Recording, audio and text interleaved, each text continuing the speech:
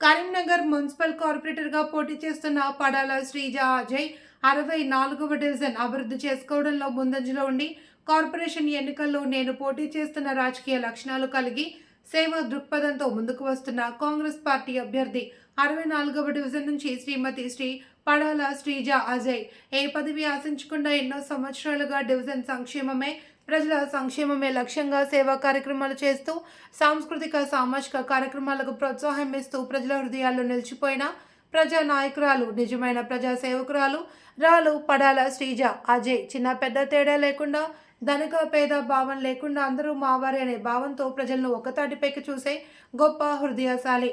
కుల మతాలకు అతీతంగా తన ప్రేమను పంచుతూ నేను మీకోసం ఉన్నాను అనే నమ్మకాన్ని ప్రతి ఇంటికి చేరవేశారు. 64వ డివిజన్ అజయ్ లాంటి గొప్ప నాయకుడిని 64వ డివిజన్ ప్రజలు గొప్ప మెజారిటీతో గెలిపించవలసిన బాధ్యత మనందరిది. ఎన్నికను అవకాశంగా తీసుకుని మీ విలువైన ఓటును బలంగా వేసి ఓ మంచి నాయకుడిని ఎన్నుకోవాలి అని 64వ డివిజన్ ప్రజలు విజ్ఞప్తి చేస్తున్నారు. మీ అమూల్యమైన ఓటు చేతి గుర్తుకి వేసి భారీ మెజారిటీతో గెలిపించాలి అని అజయ్ ప్రజలను కోరారు. 64 డివిజన్ నుంచి నేను శ్రీజన్ చేస్తున్న కాంగ్రెస్ తరఫున తప్పకుండా అందరు సపోర్ట్ చేయండి.